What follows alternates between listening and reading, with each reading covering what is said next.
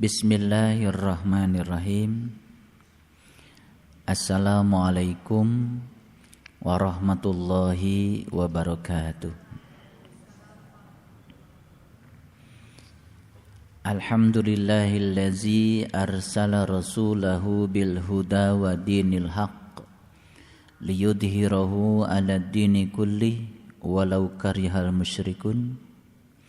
Asyhadu an la ilaha illallah wahdahu la syarikalah wa asyhadu anna Muhammadan abduhu wa rasuluh sallallahu alaihi wasallam la nabiyya ba'dah. Allahumma salli ala Muhammad wa ala ali Muhammad kama shallaita ala Ibrahim wa barik ala Muhammad wa ala ali Muhammad kama barakta ala Ibrahim innaka Hamidum Majid. Subhanaka la ilma lana illa ma 'allamtana innaka antal alimul hakim. Subhanakallahumma rabbana wa bihamdika asyhadu an la ilaha illa anta astaghfiruka wa atubu ilaik. Astaghfirullahaladzim. Astaghfirullahaladzim. Astaghfirullahaladzim. Allazi la ilaha illa huwal hayyul qayyum wa atubu ilaih min jami'il ma'asi wa dzunub la haula wa la quwata illa billahil aliyyil azim. Semoga kita hari ini sudah menjadi pemiliknya Darussalam, sudah menjadi pemilik diri-diri yang damai. Perjalanan spiritual kita yang panjang mudah-mudahan telah mengantarkan kita untuk menjadikan diri kita sebagai diri yang damai.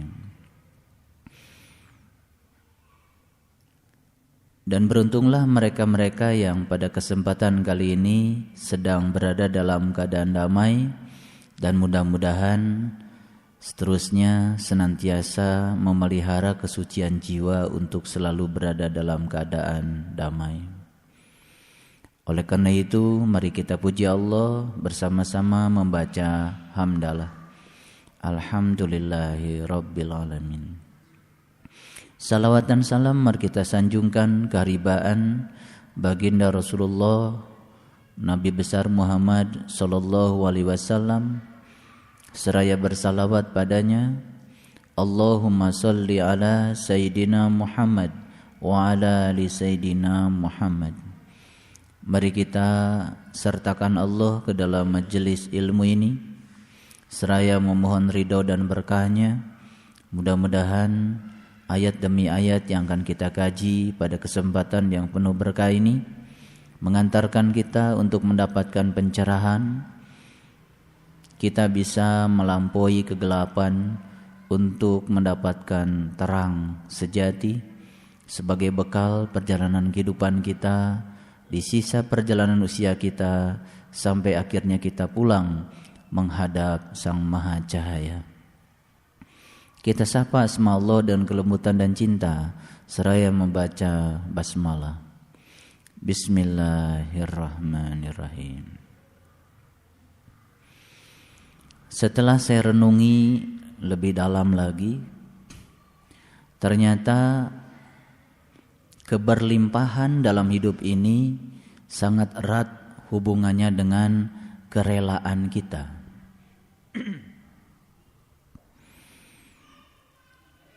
Kerelaan untuk bisa menerima kenyataan hidup, kerelaan untuk berbagi, kerelaan untuk memaafkan, kerelaan untuk menerima apapun yang Allah takdirkan kepada kita, kerelaan untuk tidak memilih, dan kerelaan-kerelaan yang lain itu merupakan sumber dari keberlimpahan dalam hidup. Seseorang yang tidak memiliki kerelaan, sesungguhnya dia sedang menyetop keberlimpahan hidup dan sehari-hari dia akan terus-menerus berhadapan dengan kesempitan dalam hidup.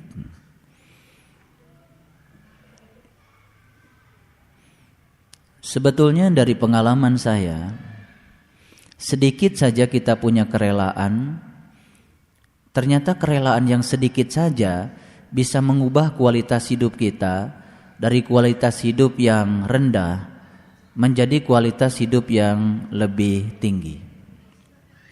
Ternyata sumber utama ketidakdamaian yang ada pada diri manusia itu disebabkan karena dia tidak memiliki kerelaan.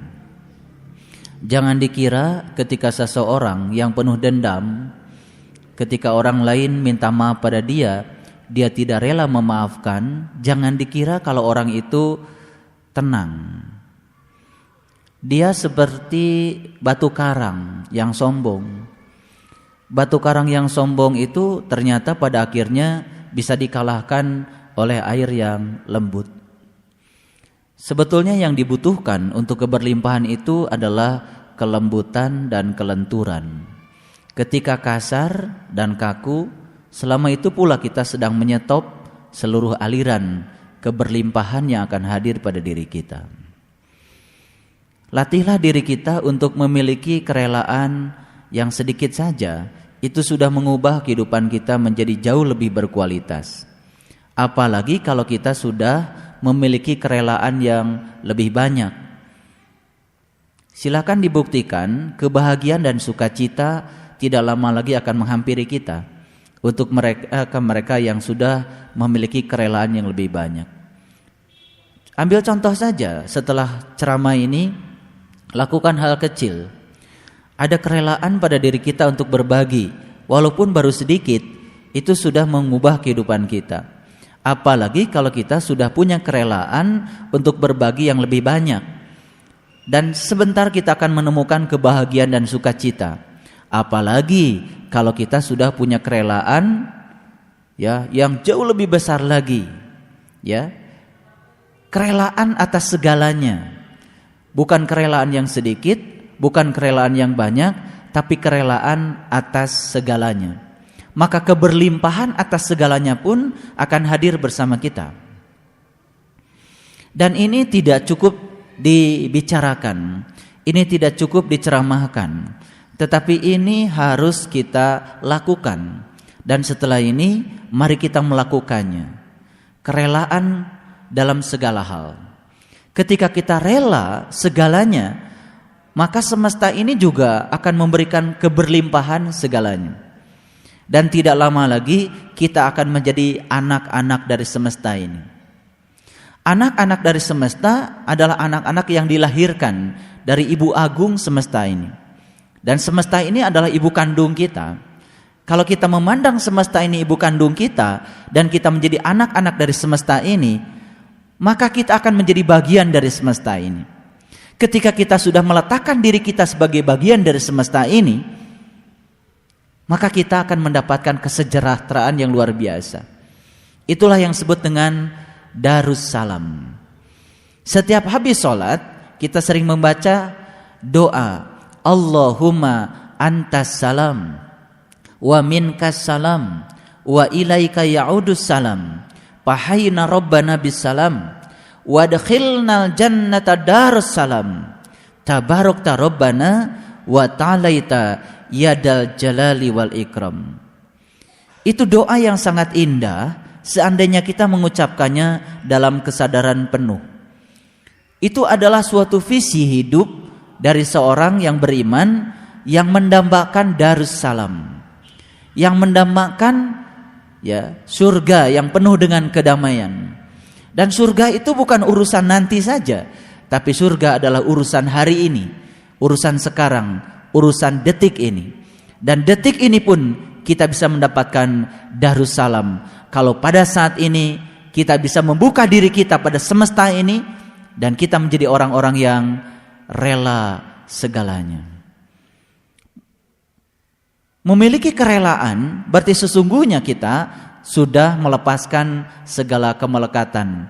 Ternyata segala kemelekatan berawal dari ketidakrelaan. dan ketidakrelaan merupakan suatu penghambat untuk mendapatkan keberlimpahan. Saya ingin menyampaikan pesan buat kita-kita yang hari ini masih ada rasa kesal, itu karena kita nggak rela. Kalau hari ini kita masih merasa hidup kita ini tidak diperhatikan orang, itu karena kita tidak rela. Sebetulnya orang-orang yang selalu merasa dirinya diterlantarkan orang lain, tidak diperhatikan orang lain, merasa sendiri, sebetulnya karena dia sesungguhnya belum memiliki kerelaan. Syarat utama untuk memperoleh kerelaan ternyata cuma satu. Ketika kita tidak merasa diri kita ada, ternyata kita akan merasakan diri sejati kita ada. Ketika kita merasa diri kita itu tidak ada, maka diri sejati kita akan ada. Ketika diri sejati kita hadir sepenuhnya, disitulah akan muncul kerelaan. Karena apa? Karena kita terkadang sering merasa kita tidak punya teman.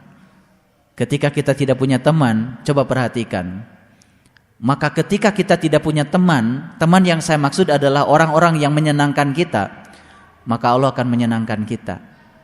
Teman kita akan hadir sekaligus, yaitu Allah Subhanahu wa taala. Ketika Allah hadir sekaligus pada diri kita, kita akan memiliki kerelaan. Ketika kerelaan itu tumbuh pada diri kita, bukan sekedar sedikit, bukan sekedar banyak, tapi rela dalam segalanya, maka keberlimpahan akan hadir pada diri kita. Nah, keberlimpahan itulah yang disebut dengan Darussalam. Keberlimpahan tidak selalu uang. Keberlimpahan adalah teman, sahabat, silaturahim, dan lain sebagainya. Itu adalah keberlimpahan. Terkadang kita tidak punya uang, tapi silaturahim kita baik, maka kita pun akan selalu berkelimpahan. Berkelimpahan segala hal. Ilmu, rezeki, kesempatan, waktu, itu keberlimpahan semuanya. Dan saya ingin menyadarkan kita saat ini, supaya kita selalu sadar bahwa kita saat ini sedang berada pada tempat dan waktu yang sangat tepat, yang Allah pilihkan untuk kita. Seandainya suatu saat kita pun berada pada situasi yang kita sebut tidak enak, sadari bahwa kita saat itu berada pada tempat dan waktu yang sangat tepat untuk berada di situ. Kalau kita yakin kita ada di situ karena Allah mentakdirkan kita ada di situ, dan kita akan mendapatkan kerelaan. Sama seperti saat ini, mari kita sadari bahwa saat ini sepenuh kesadaran kita bahwa kita sedang berada pada tempat dan waktu yang sangat tepat, dan Allah memilihkan kita ada di sini. Sepenuh kesadaran kita ada di sini, dan kita akan memiliki kerelaan. Karena apa? Karena Allah sedang menjadikan kita sebagai kepanjangan tangannya. Lalu apalagi yang kita tidak relakan? Toh tidak ada sebetulnya yang kita miliki. Sebetulnya kunci kegelisahan manusia adalah karena manusia itu selalu takut kehilangan yang dimilikinya, padahal dia tidak memiliki. Aneh kan? Kita sering takut kehilangan yang kita miliki, padahal sesungguhnya kita tidak memiliki. Jadi sebetulnya hidup ini ilusi sebetulnya. Kita merasa memiliki, lalu takut kehilangan yang kita miliki, padahal sesungguhnya kita itu tidak memiliki. Betul nggak? Siapa yang memiliki apa?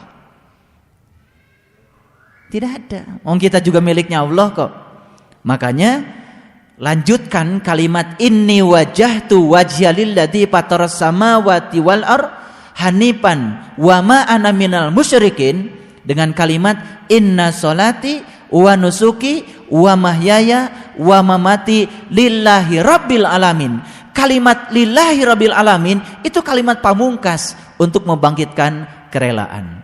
Ketika kita rela atas segalanya, maka keberlimpahan atas segalanya akan hadir kepada kita, dan kita akan menjadi anak kandung dari Ibu Pertiwi ini yang akan mesejahterakan kita dalam waktu yang tidak lama lagi. Saat ini juga kesejahteraan akan menjadi milik kita. Oleh karena itu, mari kita ucapkan dengan penuh kesadaran kalimat Allahumma antas salam wa minkas salam wa ilaika ya'udus salam fahayyina rabbana bis salam wa adkhilna jannata darussalam Tabarakta Rabbana wa ta'alaita ya dal jalali wal ikram. Orang yang pintar dilanjutkan dengan kalimat Allahumma la mani'a lima a'taita wa la mu'tiya lima manata wa la yanfa'udal jaddi minkal jaddu. Ya Allah, jika engkau tidak mau, aku tidak bisa memaksamu. Dan jika engkau mau, aku pun tidak bisa menghalangi kehendakmu. Wala yanfa'udal jaddi minkal jaddu. Apa yang terjadi, terjadilah. Dan aku ada di sana pada waktu dan saat, pada tempat dan saat yang tepat. Kalau itu harus terjadi, terjadilah. Dan itu terjadi pada diriku, terjadilah. Dan aku siap mengalir bersama keinginanmu. Itulah perwujudan dari kerelaan. Kalau sudah rela atas segalanya, perhatikan, keberlimpahan akan mengalir kepada kita.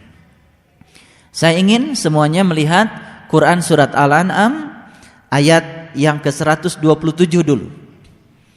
Sebagaimana saya janjikan, hari ini saya akan berbicara 111 sampai 129. Sekalipun nanti mungkin kita tidak akan bicara seluruhnya, tetapi temanya mudah-mudahan masuk dan kita bisa tuntas melakukan suatu pembicaraan pada kesempatan yang penuh berkah ini. Saya mulai dari ayat 127. Lahum darussalam. Bagi mereka tempat yang damai. Saya terjemahkan darussalam itu artinya tempat yang damai, tempat yang bebas. Saudara-saudaraku, sahabat-sahabatku, kita mungkin sering merasa gelisah dan merasakan seakan-akan kedamaian sedang hilang dari diri kita. Betul? Terkadang kita merasa paling sial. Kita merasa paling miskin. Kita merasa paling lemah. Kita merasa paling yang bersifat negatif semuanya. Sadarilah oleh diri kita, dan seharusnya kita segera menemukan penyebabnya. Penyebab utamanya dari semua itu adalah karena kita tidak memiliki kerelaan. Lahum darussalam. Bagi mereka tempat yang penuh dengan kedamaian. Saya tahu tidak semua orang yang hadir di tempat ini, di masjid ini sekarang sedang berada dalam keadaan damai.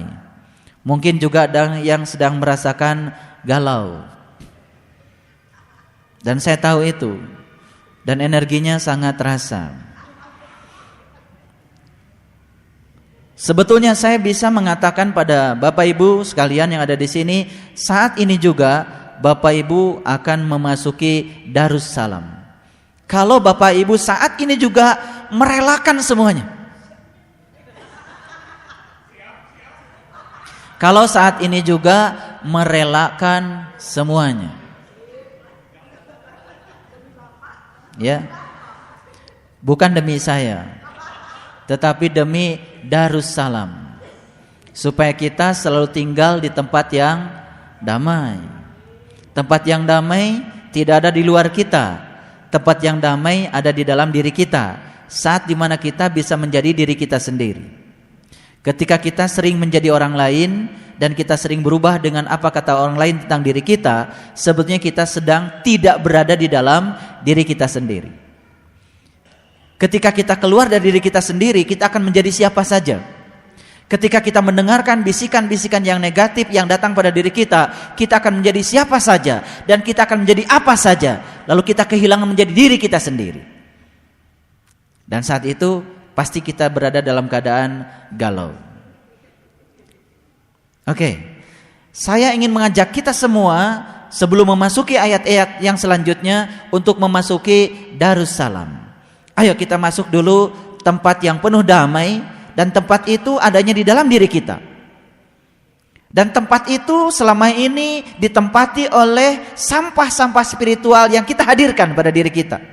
Dan sampah itu lewat mulut kita, lewat mata kita, lewat telinga kita, lewat pikiran kita, lewat panca indera kita, semua masuk dan kita mengizinkannya. Dan sekarang kita izinkan semuanya keluar dari diri kita. Keluar dari diri kita. Jangan ada sedikit pun. Ketika sampah-sampah itu diizinkan keluar dari diri kita, maka saat ini pula kita akan berada dalam keadaan damai. Ayo rasakan. Dan untuk mengeluarkannya, ucapkan istighfar 3 kali dengan sepenuh hati kita. Astagfirullahaladzim. Astagfirullahaladzim. Astagfirullahaladzim.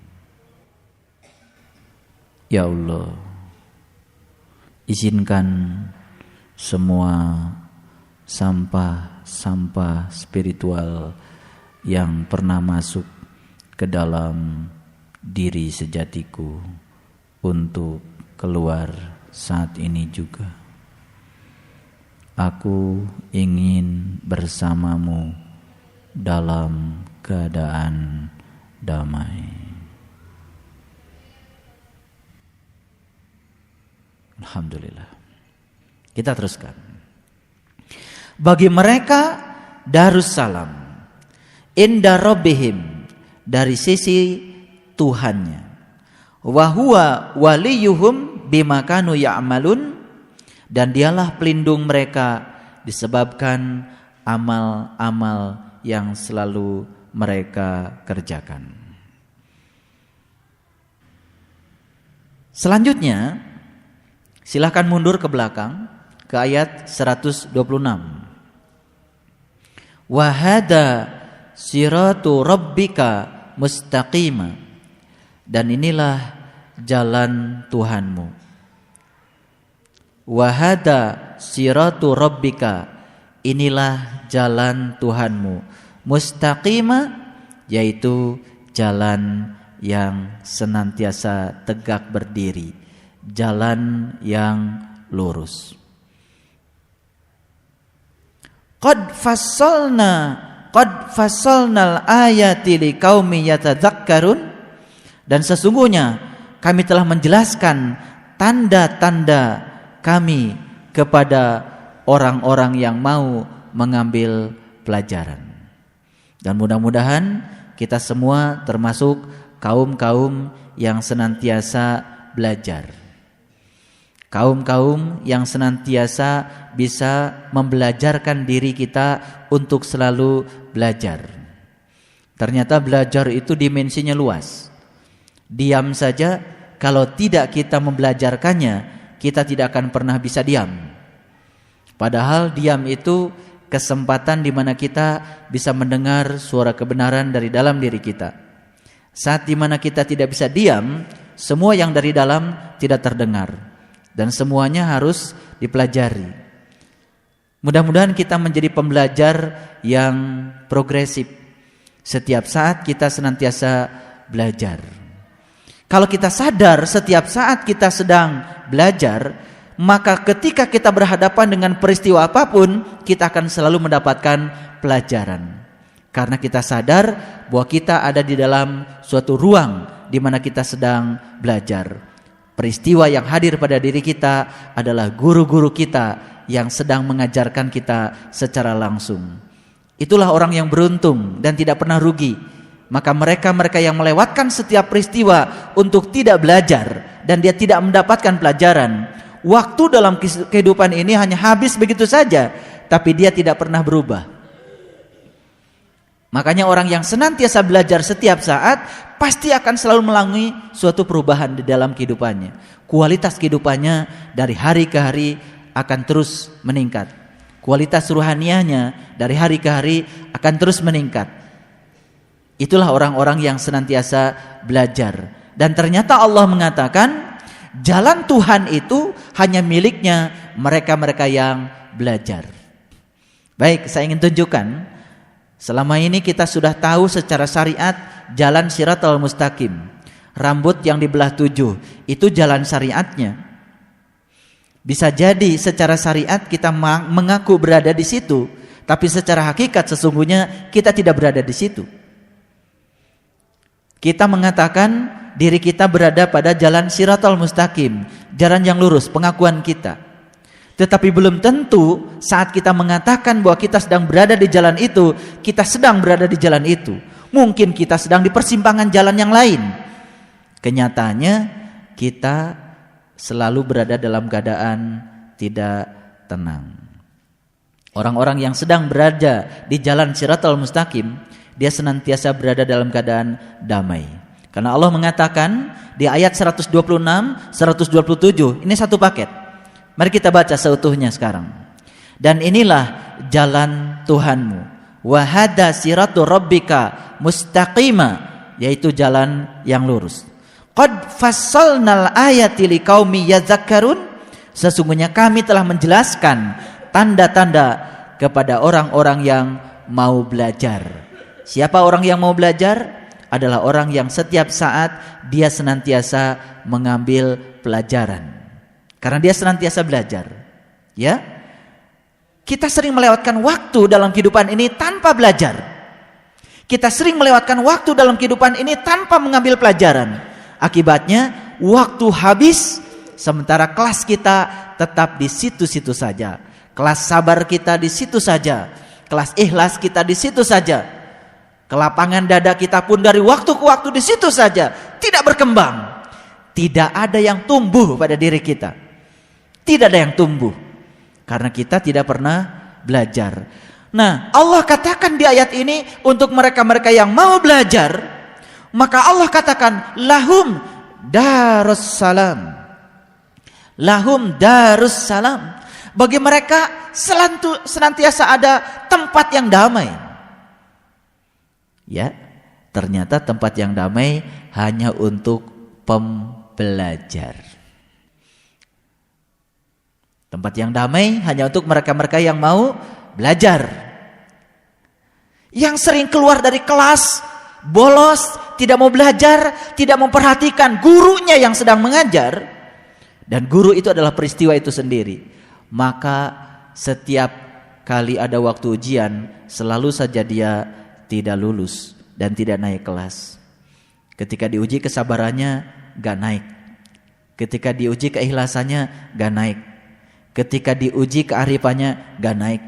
Ketika diuji kebijakannya, gak naik. Ketika diuji kelapang dadaannya, gak naik. Masih reaktif.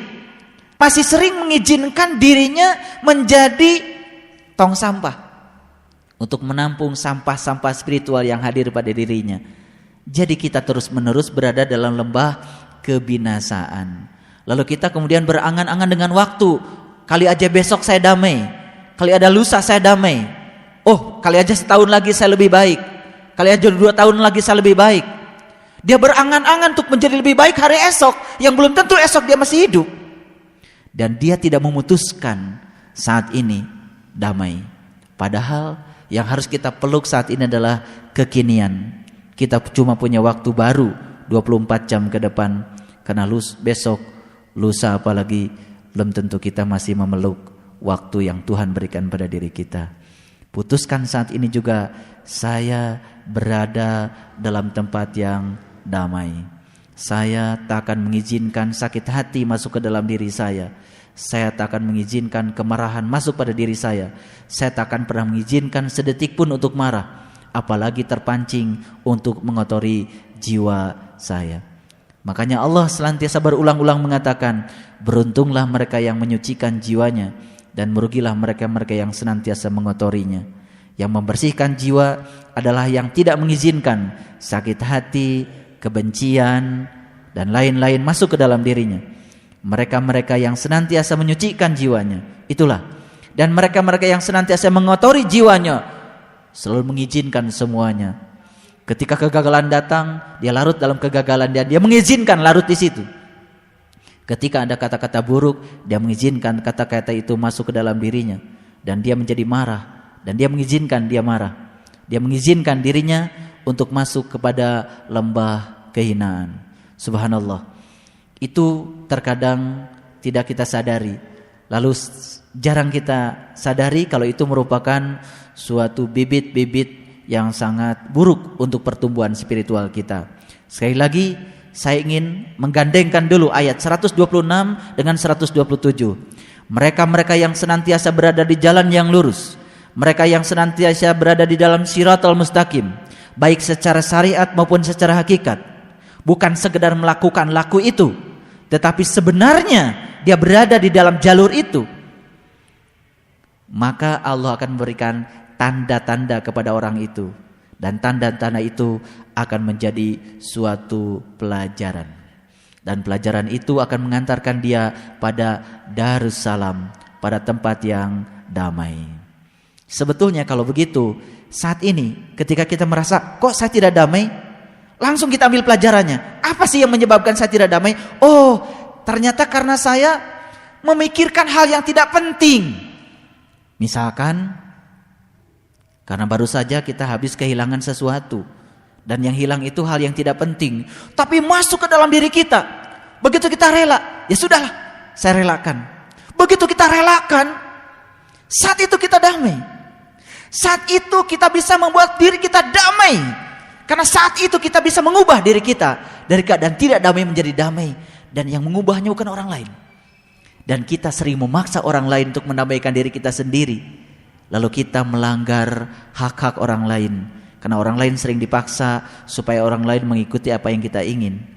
Sebetulnya ketika kita masih memaksa orang lain mengikuti apa yang kita ingin, kita sedang tidak tinggal di dalam diri sejati kita. Berarti kita sedang tidak tinggal di Shirat Al-Mustaqim. Kita sedang tinggal di persimpangan jalan. Jalan Tuhan cuma dua. Jalan yang lurus dan jalan yang sesat. Saya ingin tunjukkan satu ayat dulu sebelum saya lanjutkan pada kajian berikutnya. Masih di seputar Quran surat Al-An'am.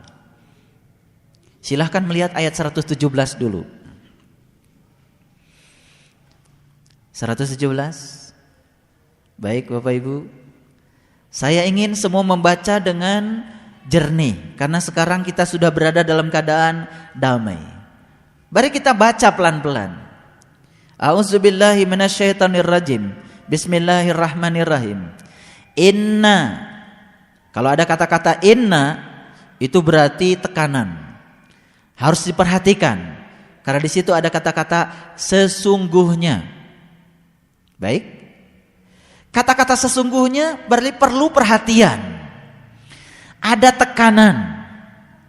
Dibacanya pun biasanya pakai intonasi. Sesungguhnya. Pakai intonasi. Jarang orang baca sesungguhnya, sesungguhnya. Enggak. Sesungguhnya Rabbaka, Tuhanmu, huwa a'lamu mayyadillu an sabilih. Dialah yang lebih mengetahui tentang siapa orang yang sedang tersesat dan siapa orang yang sedang di jalannya. Kalimat yang indah ini sepertinya kita sedang terbebas dari Tuhan. Betul? Karena kalimat ini, inna rabbaka huwa a'lamu mayyadillu an sabilih. Sesungguhnya hanya Tuhanmu yang tahu siapa yang sedang tersesat di jalannya dan siapa yang sedang berada di jalannya. Lalu seakan-akan kalimat ini kalimat miliknya Tuhan.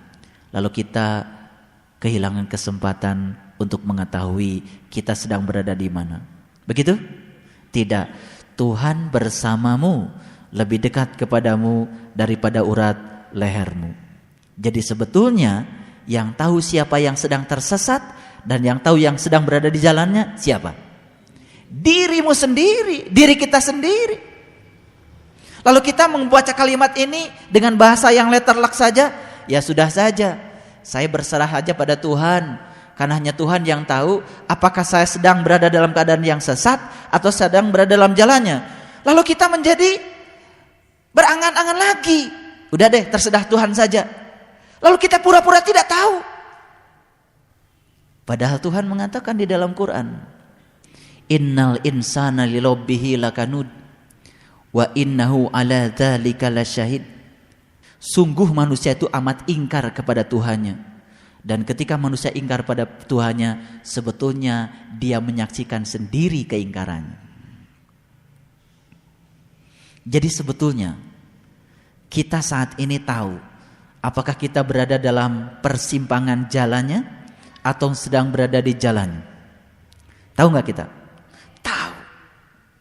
Kalau kita tahu bahwa kita tidak sedang berada di jalannya, berada di persimpangannya, berarti kita sedang berada di jalan yang sesat.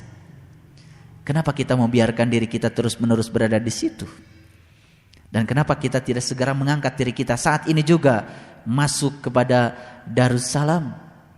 Kenapa kita tidak segera dan membiarkan kita berlarut-larut di jalan itu? Subhanallah, ketika kita membiarkan diri kita berlarut-larut di jalan itu, sebenarnya kita sedang membiarkan diri kita menuju kepada lembah kehinaan. Sebentar, saya ingin berikan contoh yang sederhana saja. Pernah kita marah? Ketika kita marah, langsung kita sadar bahwa kita sedang berada di persimpangan jalan, bukan di jalannya. Kemudian saat itu kita istighfar, ambil wudu. Kenapa saya harus berlama-lama marah? Karena marah sesungguhnya saya sedang membakar diri saya sendiri. Saya tidak mengizinkan diri saya untuk mengeluarkan amarah, apalagi kata-kata kotor. Saat itu juga kita angkat diri kita, lalu kita naik pada Darussalam. Pasti saat itu kita damai. Dan rasa marah hilang, kepala kita sesaat menjadi enteng. Tidak ada sakit kepala, tidak ada migrain, tidak ada pegal-pegal. Karena saat itu kita membebaskannya. Sederhana? Sederhana. Sesederhana itu Quran. Cuman kita kejauhan belajarnya. Kalau berbicara Darussalam, kejauhan mikirnya. Entar di sana. Kehilangan kesempatan untuk meraih Darussalam saat ini. Karena kita selalu berpikir besok, lusa. Tidak pernah memeluk kekinian. Sekarang kita peluk kekinian. Dan saya saat ini juga berada dalam Darussalam. Saya tahu ketika saya tidak berada di jalannya, dan saya tahu ketika saya berada di jalannya. Inilah ayat yang sangat luar biasa, mengajarkan kepada kita, inna rabbaka huwa a'lamu mayyadillu an sabilih wa huwa a'lamu bil muhtadin.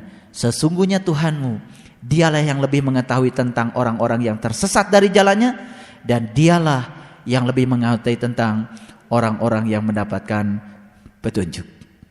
Kita berada dalam petunjuknya atau kita sedang di luar petunjuknya? Siapa yang tahu? Tuhan. Tapi Tuhan bersamamu dimanapun kamu berada, lebih dekat kepadamu daripada urat lehermu. Jadi sesungguhnya dirimu sangat tahu apakah dirimu sedang berada di jalannya atau tidak. Tidak usah ngaji jauh-jauh, ngaji saja ke dalam. Kenapa saya tidak damai? Pasti sedang berada di persimpangan. Kenapa saya marah? Pasti sedang berada di persimpangan. Kenapa saya tidak rela? Karena saya sedang berada di persimpangan. Kenapa saya tidak ikhlas? Karena sedang berada di persimpangan. Dan semua penyakit-penyakit itu bergulung-gulung, bercampur-campur dalam diri kita, menyebabkan kita galau. Lalu kita tidak berada dalam keadaan damai. Lalu kehilangan kesempatan untuk menjadi bahagia. Terasa? Oke. Sebetulnya kita sangat bertanggung jawab pada diri kita seutuhnya.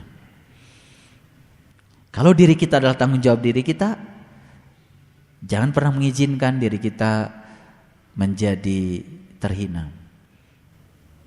Karena kita mengizinkan segala sesuatu yang tidak pantas dimasukkan ke dalam diri kita, kita tampung dalam diri kita. Coba kita perhatikan. Ya, semesta ini dihuni lebih banyak orang-orang yang tidak damai dibandingkan dengan orang-orang yang damai. Orang damai tidak pernah reaktif, tetapi dia selalu responsif. Kalau ada sesuatu yang tidak enak, dia tidak buru-buru reaktif, tidak buru-buru marah, tidak buru-buru reaktif, tapi dia damai dulu. Karena dia lentur, karena dia lembut. Nah, orang yang reaktif biasanya karena apa? Dia kaku, dia kasar. Makanya pada kesempatan yang lalu saya berbicara tentang kelembutan. Ternyata hati yang keras dengan hati yang lembut beda sekali reaksinya. Orang yang hatinya keras, kaku, sombong, sesombong batu karang. Batu karang itu sombong, berdiri tegak, gagah. Tetapi ketika dihantam oleh air yang lembut, lama-kelamaan bolong. Maka ada yang namanya karang bolong. Siapa yang melubangi? Bukan pahat, bukan bom. Yang melubangi adalah air yang lembut terus menerus. Betul? Betul. Maka batu karang yang sombong itu sebetulnya adalah kekakuan kita. Betul? Dan kekakuan itu hanya bisa dikalahkan dengan kelembutan. Ketika kekakuan kita, kekerasan kita, kemudian kita melakukan tindakan yang kaku lagi, yang keras lagi, sebenarnya kita sedang membiarkan batu karang itu tambah berdiri dengan sombongnya. Dan suatu saat harus dilembutkan. Begitu karangnya dilobangi, namanya karang bolong. Betul? Begitu karangnya bolong, kelihatan. Makanya coba perhatikan, di Bali, di Tanah Lot, itu ada karang bolong. Betul? Nah, itu sebetulnya karang bolong itu di sana punya arti yang sangat dalam. Karang bolong itu adalah aku yang harus dilobangi. Aku yang harus ditembus. Kesombongan yang harus ditembus. Ketika kesombongan ditembus dengan kelembutan, yang muncul adalah penglihatan kolbu kita terbuka. Nah, ketika penglihatan kolbu kita terbuka, tuh karangnya sudah bolong. Ya, kalau karangnya sudah bolong, kita udah siap menerima keberlimpahan. Keberlimpahan yang paling utama adalah rezeki rohani. Subhanallah. Baik, saya akan lanjutkan lagi. Lihat ayat 116. Mohon maaf kalau tadi saya mengatakan kebanyakan orang berada di persimpangan. Ini karena Allah yang mengatakan, bukan saya. Semoga kita tidak termasuk yang kebanyakan itu. Lihat ayat 116. Wa in tuti' aksara man fil ardi yudilluka an sabilillah. Dan jika kamu menuruti kebanyakan orang-orang yang di muka bumi ini, niscaya mereka akan menyesatkanmu dari jalan Allah. Ayo, kita hidup seperti kebanyakan orang. Ketika orang marah, kita marah. Ketika ke kampung kita diserang, kita menyerang. Itu hidup seperti kebanyakan orang. Dan sekarang fenomenanya sedang terjadi. Di mana-mana orang itu mudah tersinggung, mudah reaktif, mudah marah. Dan ketika marah rela untuk melampiaskan kemarahan. Dan ujung-ujungnya mengambil nyawa orang lain. Di Lampung belum reda pertikaian antar kampung. Di Makassar belum reda pertikaian antar kampung. Di Poso belum reda pertikaian yang luar biasa. Di Jakarta, di Bandung, di mana-mana pertikaian antar pelajar. Jadi kebanyakan orang kan begitu. Kalau diserang, menyerang. Kalau dipukul, memukul. Kalau dimarahi, balik marah. Itu kebanyakan orang, kata Allah.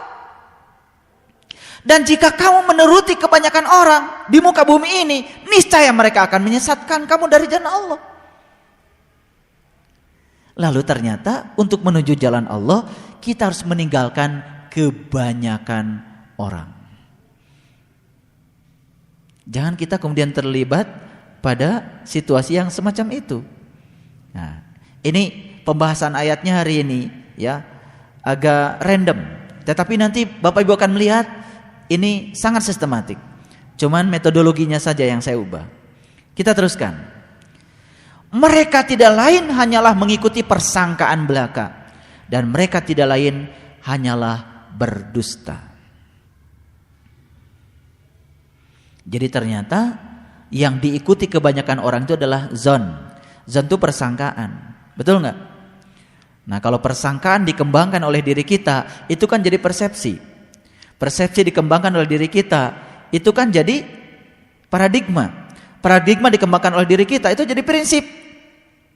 Kalau kita sudah memegang satu prinsip, dan prinsip kita yang paling benar, maka ujung-ujung kan menyalahkan orang lain. Lalu kita mulai menghakimi orang lain, mulai menjudge orang lain. Nah, setelah itu kita menghukum orang lain yang kita anggap beda dari diri kita. Subhanallah. Hanya untuk memuaskan hawa nafsu, terkadang orang rela mengorbankan orang lain untuk disakiti. Itu sifat apa itu? Sifat rendah. Ya. Kalau kita menyaksikan adegan di dunia, di planet binatang, itu kan biasanya ada singa yang mengejar binatang lain, kemudian ditangkap, setelah itu kemudian digigit lehernya dan mati. Setelah mati kemudian rebutan. Betul? Rebutan apa itu? Rebutan daging.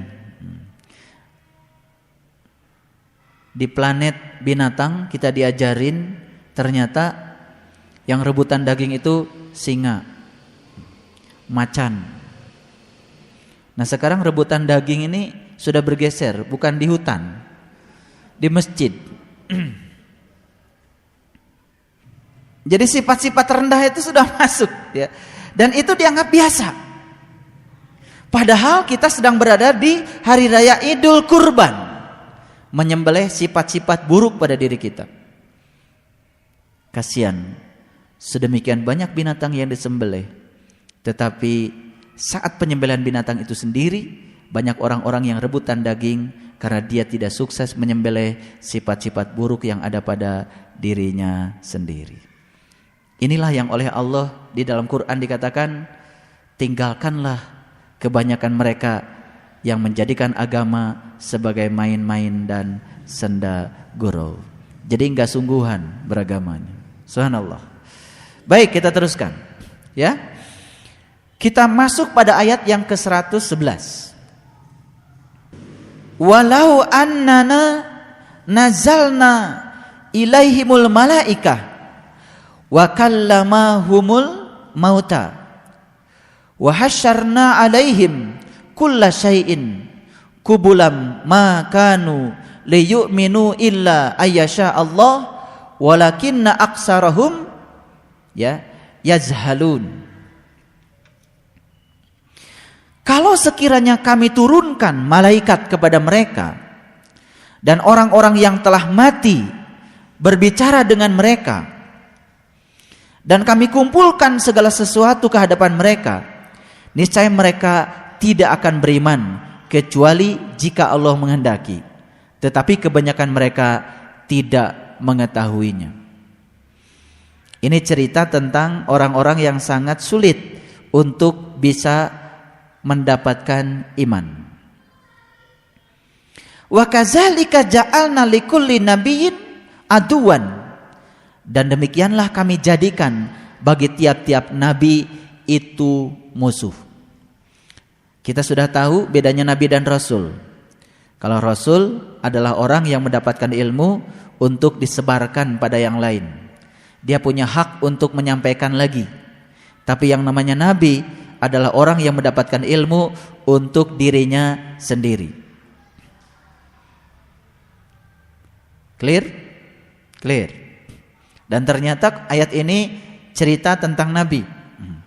Dan demikianlah kami jadikan bagi tiap-tiap nabi itu musuh. Nabi adalah orang yang mendapatkan ilmu untuk dirinya sendiri. Tentu saja ilmu yang dimaksud di sini adalah ilmu tentang kenabian, yaitu ilmu tentang ketuhanan, ilmu tentang Allah. Dan orang-orang yang mendapatkan ilmu tentang Allah, maka pada dasarnya Allah sudah menyediakan bagi dia musuh. Oke? Siapa musuhnya?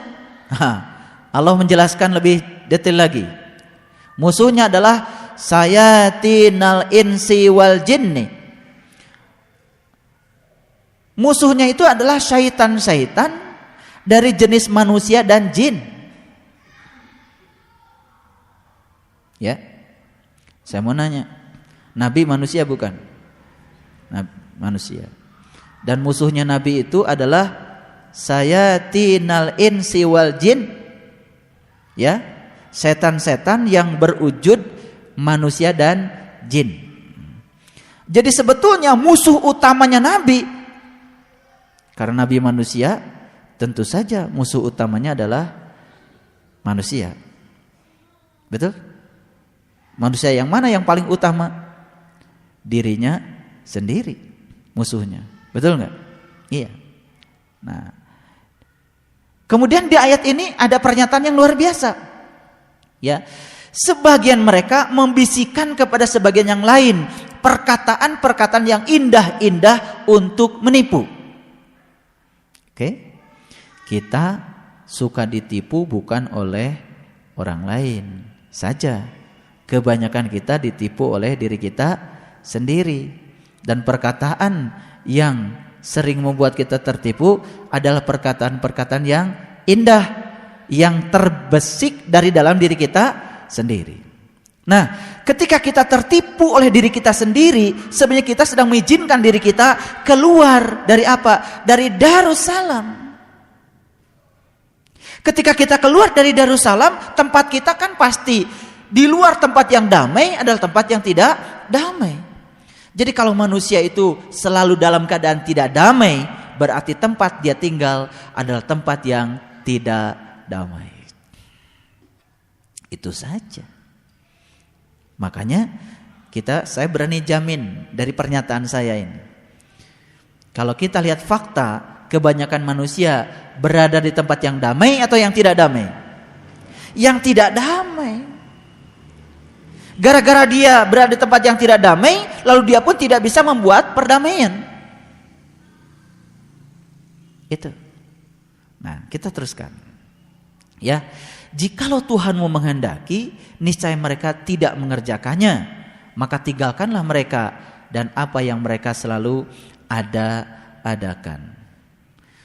Bapak Ibu, yang selalu diada-adakan oleh orang-orang yang tidak damai adalah keinginan.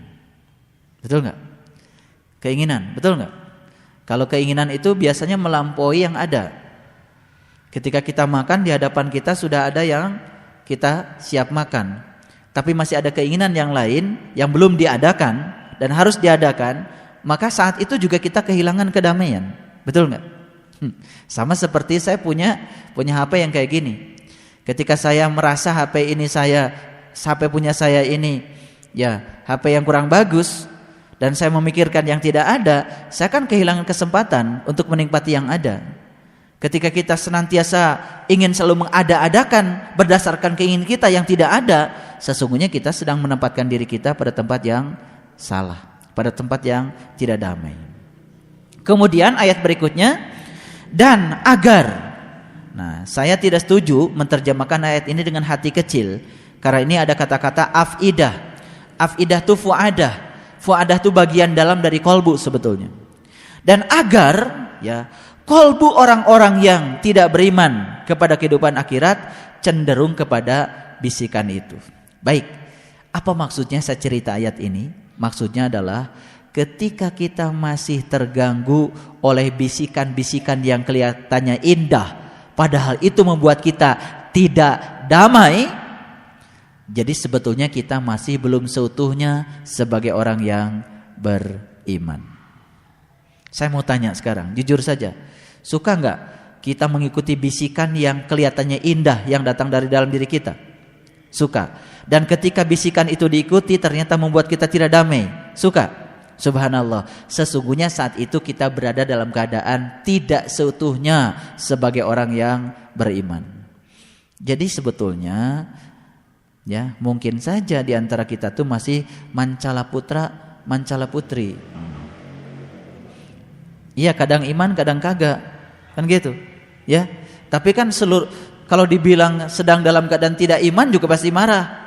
Tapi indikator yang menunjukkan dia sedang dalam keadaan tidak iman ada. Cuman kita tidak menyadarinya.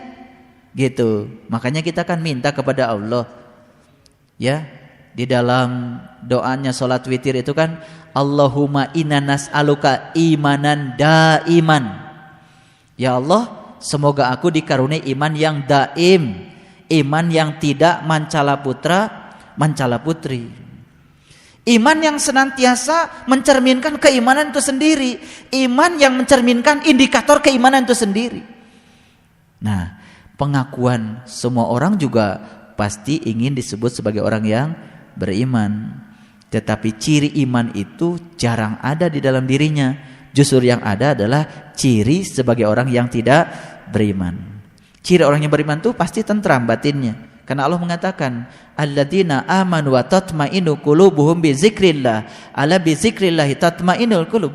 Dan sesungguhnya orang-orang yang beriman itu kolbunya senantiasa tentram karena dia bisa mengingat kepada Allah. Jadi kolbunya orang yang beriman itu tentram karena mengingat Allah. Ala bi dzikrillah tatma'innul qulub. Hanya dengan mengingat Allah kolbunya menjadi tentram. Nah, mengingat Allah itu bukan sekedar mengingat itu, tetapi juga mengingat yang lainnya, mengingat afalnya, mengingat sifatnya, ya kan? Ketika kita berada dalam satu situasi, sadar, oh, saya berada pada tempat dan waktu yang tepat untuk terjadinya situasi ini.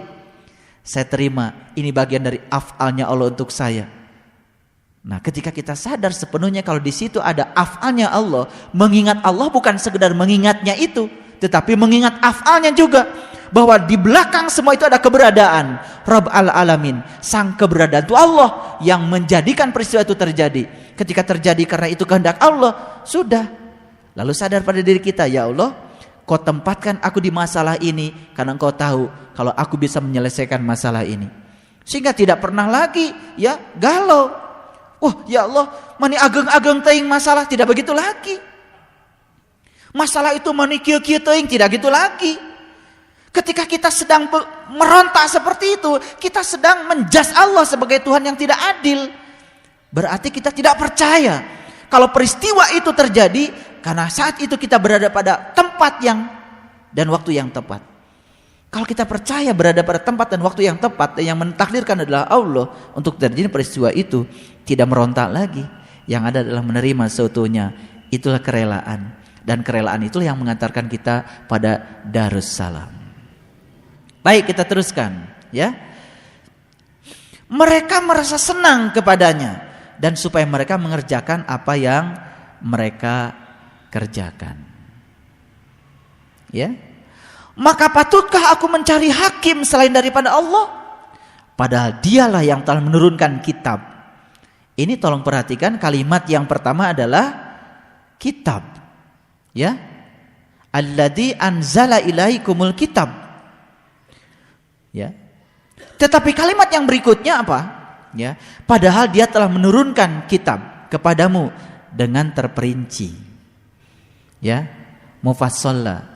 Mufassala itu bisa terperinci, bisa juga jelas, bisa juga sistematik. Jadi Allah menurunkan kitab itu ya perlahan-lahan. Mulai dari fase bintang, fase bulan, betul nggak? Fase matahari, ya kan? Iya, pelan-pelan. Fasenya seperti itu. Oh, begitu kita masuk fase matahari, ya, udah. Wa ma ana minal musyrikin. Terbebas aku dari sifat syirik. Ya kan? Subhanallah. Kemudian orang-orang yang telah kami datangkan kitab kepada mereka, mereka mengetahui bahwa kitab itu diturunkan dari Tuhanmu dengan sebenarnya. Maka janganlah kamu sekali-kali termasuk orang-orang yang ragu. Ya. Nah, keraguan itu juga merupakan bibit, ya, kita menghadirkan kegelapan yang baru. Maka kalimat yang selanjutnya adalah watammat kalimatu, telah sempurnalah kalimat Tuhan. Watammat kalimatu rabbika. Sering membaca kalimat ini? Sering, ya. Bismillahirrahmanirrahim.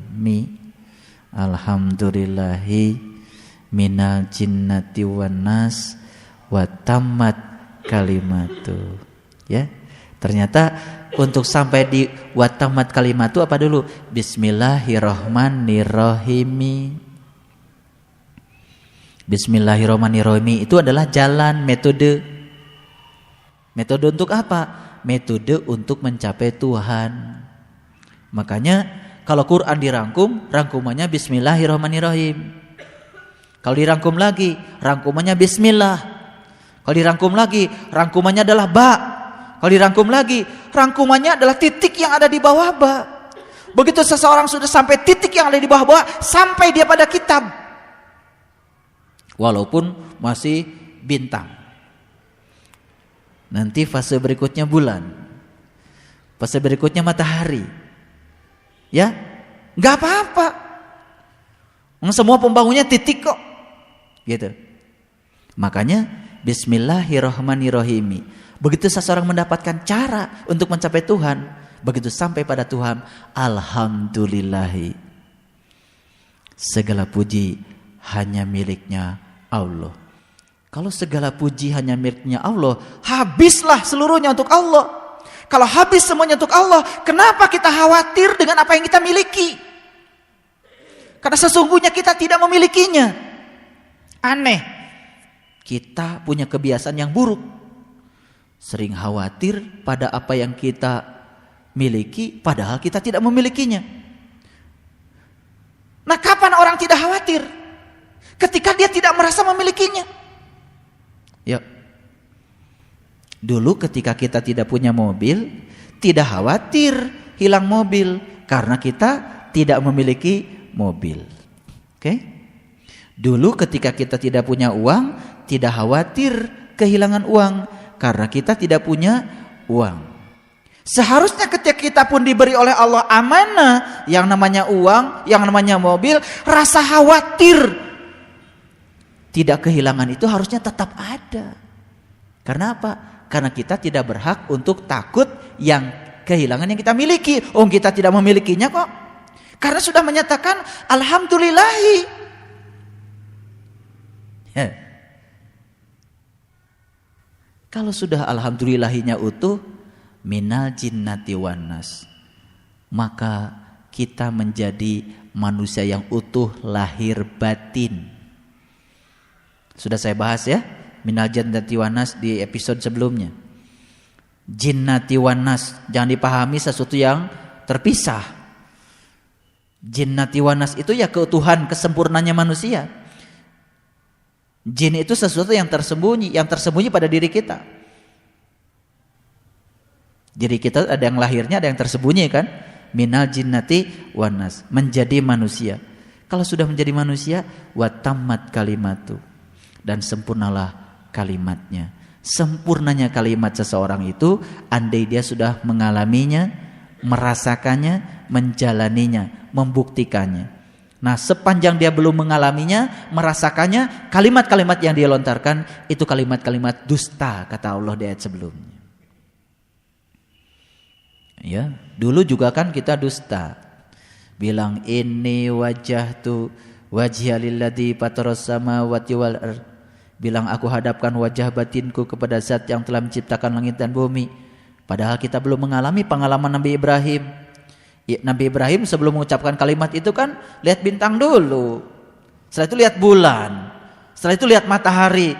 Setelah fase-fase itu dilalui baru ini wajah tuh. Aneh kita berani mengatakan kalimat itu belum mengalami. Kata Allah di ayat sebelumnya apa? Dusta. Oke. Watamat kalimatu. Saya ingin menyampaikan selamat kepada ayahanda, ibunda dan sahabat-sahabat sekalian yang bisa merasakan kajian hari ini sampai pada kalimat watamat kalimatu, sempurna.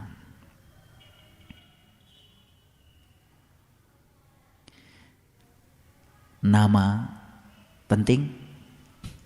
Nama penting? Penting. Walaupun tidak terlalu penting.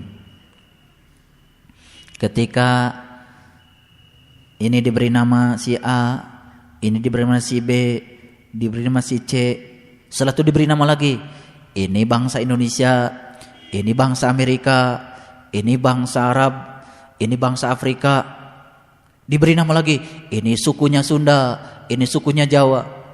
Kalau kita tidak sadar, semua nama-nama yang dilekatkan pada diri kita membuat kita semakin tidak pernah sadar kalau kita adalah satu adanya. Betul? Sama seperti ini water, ini air, ini banyu, ini cai, ini air. Begitu melihat huruf-hurufnya lain-lain, kita melihatnya sesuatu yang berbeda. Lalu kita kehilangan kesempatan untuk memaknai yang tidak diberi nama awalnya. Betul? Subhanallah. Beruntunglah mereka yang sudah sampai pada yang tak terjelaskan, yang awalnya tak punya nama. Dan dialah yang meliputi semesta raya ini. Semoga kita menjadi anak-anak cahayanya. Begitu kita menjadi anak-anak cahayanya, maka keberlimpahan akan hadir pada diri kita. Dan setiap saat cuman satu kata, syukur saja. Tidak pernah meminta lagi karena malu, segalanya sudah diberi. Tapi begitu kita bersyukur, malah diberi. Begitu kita tak berpengharapan, malah kita mendapatkan pengharapan. Betul? Begitu kita tak merasa diri kita ada, malah kita menemukan diri sejati kita. Luar biasa. Dan jika kamu menuruti kebanyakan orang-orang yang di muka bumi ini, niscaya mereka akan menyesatkan kamu dari jalan Allah. Mereka tidak lain hanyalah mengikuti persangkaan mereka, dan mereka tidak lain hanyalah berdusta. Sesungguhnya Tuhanmu, dialah yang lebih mengetahui tentang orang-orang yang di jalannya atau yang tidak di jalannya, dan dia lebih mengetahui tentang orang-orang yang mendapatkan petunjuk. Bapak Ibu, marilah kita sadari bahwa sebetulnya kita tahu kita di jalannya atau kita tidak sedang di jalannya. Kita sangat tahu keadaan kita masing-masing. Setuju? Subhanallah. Maka makanlah binatang-binatang yang disebut nama Allah ketika menyembelihnya, jika kamu beriman kepada tanda-tandanya. Subhanallah. Asal binatang itu disembelih pakai bismillahirrahmanirrahim, ya boleh dimakan. Begitu? Ya, saya tidak akan membahas syariat. Itu sudah pada tahu semua, silakan saja nanti belajar lebih dalam tentang ilmu syariat. Tapi ini soal menyembelih binatang. Ternyata binatang itu harus disembelih atas nama Allah. Kalau disembelih atas nama Allah berarti disembelih untuk siapa? Untuk Allah. Nyembelih di mana biasanya? Di sini ya.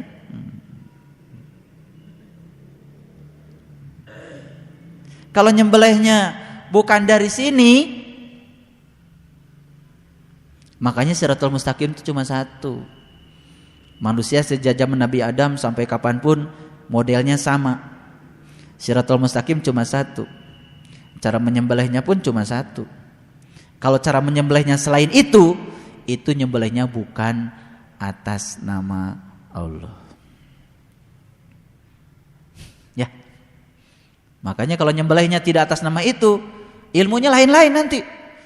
Jadi sakti. Bisa ngalengit dinu caang. Teterak di kadek. Aneh-aneh ilmunya jadinya. Makanya ma'rifatnya bukan ma'rifat rububiyah, ma'rifatnya jadi ma'rifat ghaibiyah. Nabi Muhammad mengajarkan ma'rifat rububiyah. Ma'rifat yang mendidik akhlak kita supaya kita menjadi orang yang berguna bagi orang lain. Saya tidak menganjurkan Bapak Ibu ngaji terus-menerus tiap hari. Kapan ngamalin hasil pengajiannya?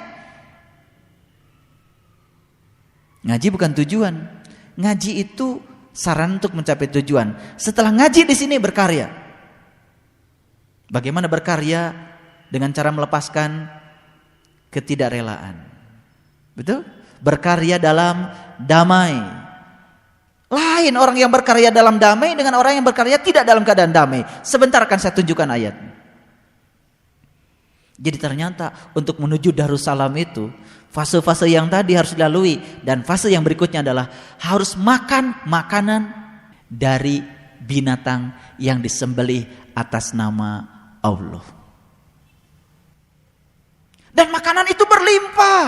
Itulah makanan jiwa. Makanya di Quran surat Al-Kahfi, santaplah makan itu sesukamu. Kapan kau mau? Silahkan ambil. Tapi jangan sekali-kali mengatakan halmu pada seorang jua pun. Habis makan jangan ngomong-ngomong sama yang lain. Oh tadi habis makan gepuk, gulai, gak usah ngomong. Ngerti maksud saya?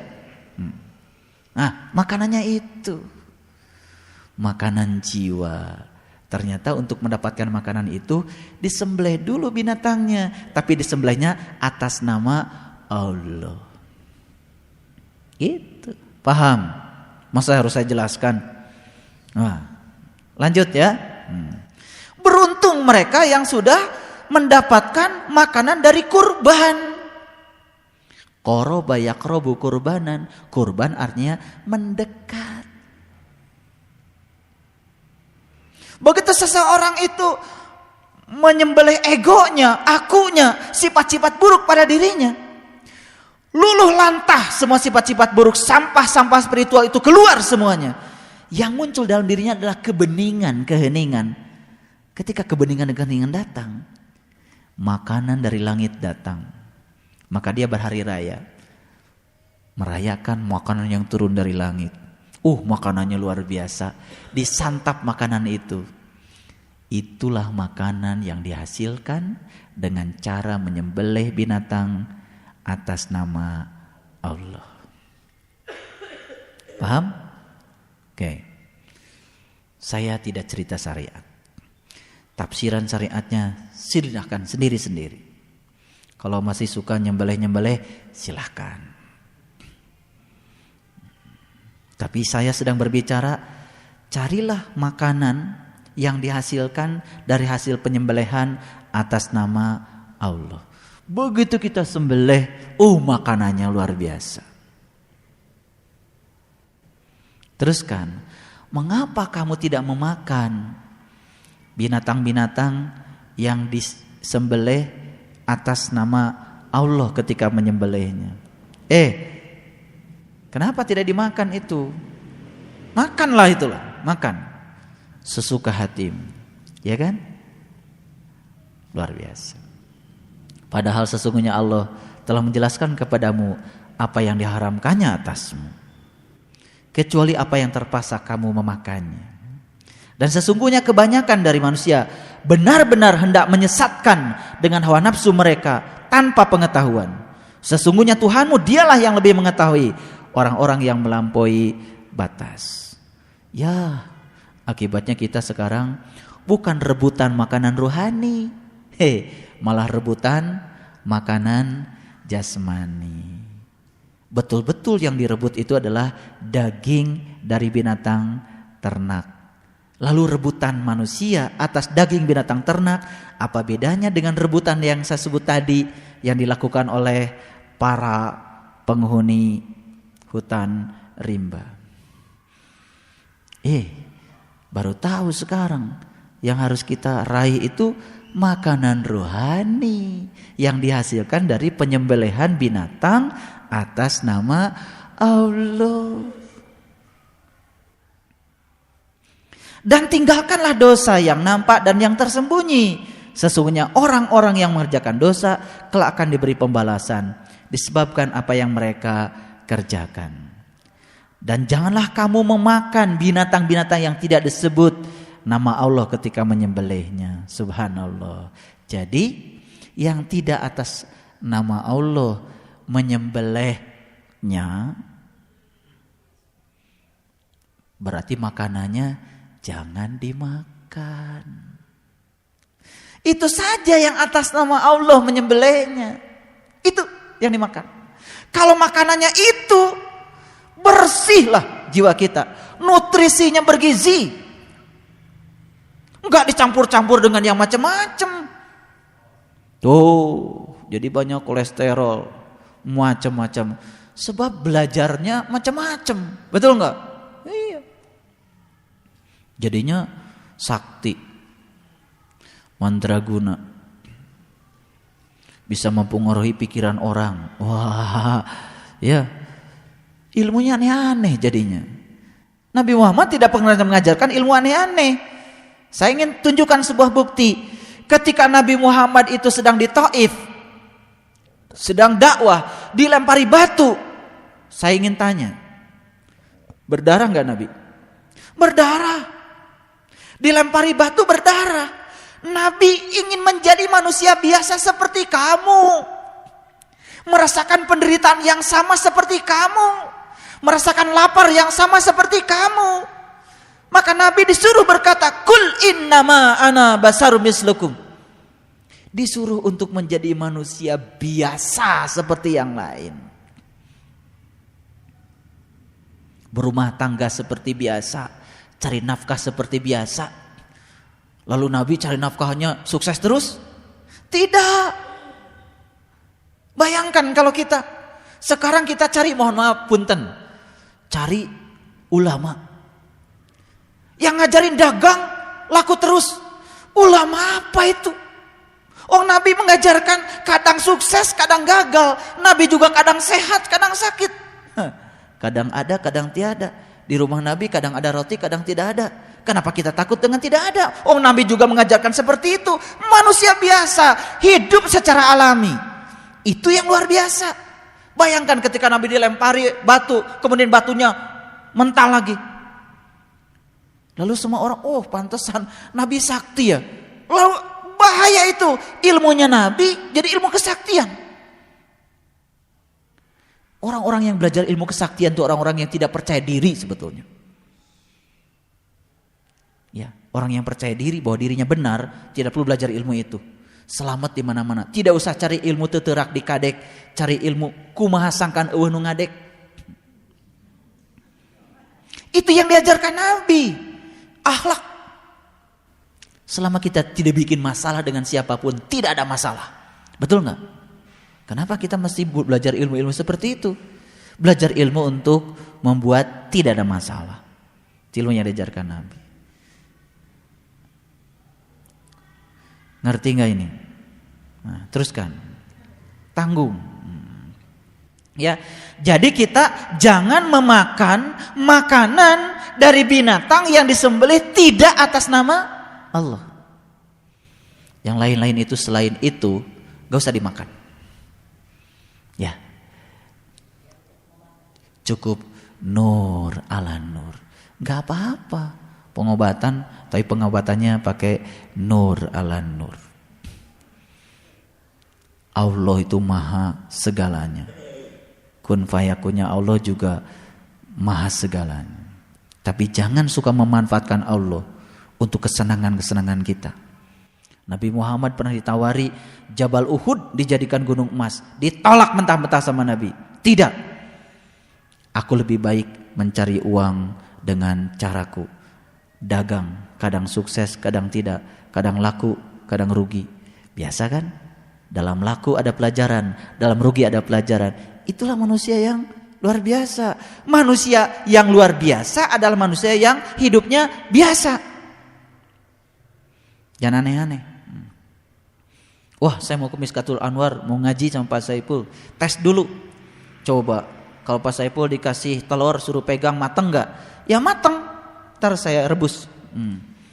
Nggak usah melanggar hukum alam. Kalau nggak pengen matang, telur direbus. Kalau matangnya itu pakai tangan saya, kemudian saya menjadi hebat, sakti, nanti salah jalan ibu-ibu. Kalau dapat ilmu-ilmu kayak gitu, ntar matinya malah susah. Ilmu setan itu. Tidak dianjurkan belajar ilmu-ilmu seperti itu. Teruskan, ya. Nah, ayat yang ke 122. Dan apakah orang-orang yang sudah mati kemudian dia kami hidupkan dan kami berikan kepadanya cahaya yang terang, yang dengan cahaya itu dia dapat berjalan di tengah-tengah masyarakat manusia, serupa dengan orang-orang yang keadaannya berada dalam gelap gulita, yang sekali-kali tidak dapat keluar daripadanya? Jawab pertanyaan ini. Apakah sama? Apakah sama? Tidak. Ternyata orang ini mati dulu. Betul? Setelah mati, gara-gara disembelih mati kan? Setelah mati dia diberi cahaya. Itulah makanannya dia. Setelah diberi cahaya yang terang benderang, dia bisa berjalan di muka bumi ini, berguna hidupnya bagi orang lain. Ulangi lagi kalimatnya. Apakah orang-orang yang sudah mati, kemudian dia kami hidupkan dan kami berikan kepadanya cahaya yang terang benderang. Jadi setelah tadi mati, dihidupkan. Betul? Nah, setelah dihidupkan, dia mendapatkan cahaya yang terang benderang. Setelah mendapatkan cahaya, dia berjalan di muka bumi ini, membagi kasih sayang yang Allah berikan padanya. Tuh berguna hidupnya seperti itu. Beda orang yang terang benderang dengan gelap gulita? Beda. Jadi kalau orang yang terang benderang itu cari nafkahnya selalu dalam keadaan siang. Betul? Tidak pernah malam. Ya, dalam cahaya matahari rohaninya. Subhanallah. Nah, Allah katakan di ayat ini, demikianlah kami jadikan orang-orang yang tertutup itu memandang baik apa yang telah mereka kerjakan. Dan demikianlah kami adakan pada tiap-tiap negeri penjahat-penjahat yang terbesar, agar mereka melakukan tipu daya dalam negeri itu, dan mereka tidak memperdayakan melainkan dirinya sendiri, sedang mereka tidak menyadarinya. Manusia, kata Allah, di tiap-tiap negeri hati-hati, ada penjahatnya yang akan melakukan tipu daya. Hati-hati gitu. Di mana negerinya? Negerinya di dalam dirimu sendiri. Di negeri itu, di tempat kita mencari makanan-makanan rohani, di situ banyak itu penjahat-penjahatnya, dan jangan tertipu oleh dia, ya, supaya kamu selamat. Subhanallah. Kalau kita teruskan ya ayat ini sampai ayat 125, lihat. Barang siapa yang Allah menghendaki akan memberikan petunjuk kepadanya, niscaya dia melapangkan dadanya untuk Islam. Famay yuridillahu ayyahdiyahu yasrah sadrahu lil Islam. Barang siapa yang Allah menghendaki akan memberikan kepadanya petunjuk, niscaya dia akan melapangkan dadanya untuk Islam. Ya, lil Islam. Apa Islam? Islam itu pasrah total kepada Allah sampai enggak ingat apa-apa yang ada di dunia ini. Suci bersih dari segala kelemah-ketahanan dunia.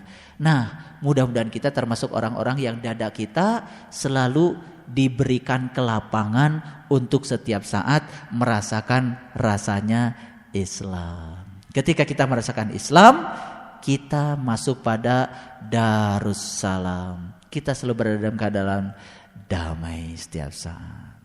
Shadaqallahul adzim. Barakallahu li wa lakum. Terima kasih atas segala perhatiannya. Mohon maaf atas segala kesalahan. Assalamualaikum warahmatullahi wabarakatuh.